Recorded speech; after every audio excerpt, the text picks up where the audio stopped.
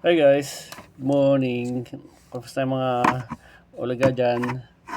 Mukhang ang aga ng mga ano dyan aktibidad natin dyan sa Pilipinas Talagang kisa sa no, yung mga Dutae cults. Grabe kayo. Kaya aga-aga nangangampanyan agad kayo. May mga pakulo pa kayong birthday. Kunwari pa kayo Ayan na yan, simbolo na yan, nangangampanya na kayo. Intindi nyo?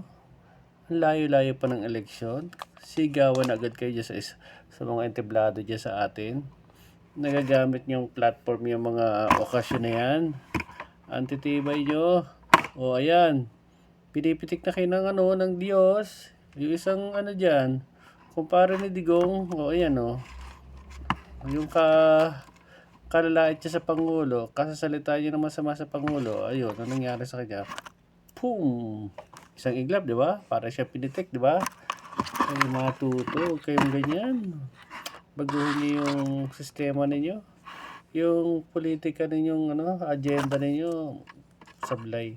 Yung dapat makatulong kayo sa gobyerno, mag-isip ng mag-offer kayo ng ganito, ganyan.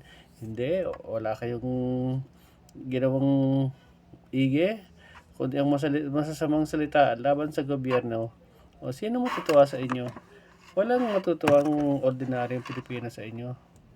Ordinaryong Pilipino may inis sa inyo. Ang tagal pa ng eleksyon. Yung nangyayaring impeachment yan, hindi yung politika. Trabaho yan na dapat gawin talaga ng Kongreso. Yun ang mandato nila Punahin ang dapat punahin. Iwas to ang dapat iwas to. Ang mali ay papanagutin. Yun mali Kaya dapat tapusin yung impeachment na yan. Hindi pwede sabihin yung politika. Ngayon, ikaw ang inaakusahan.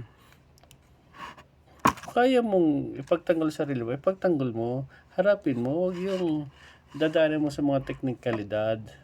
Ang daming dumaan sa ganyan si Erap ba? Presidente siya.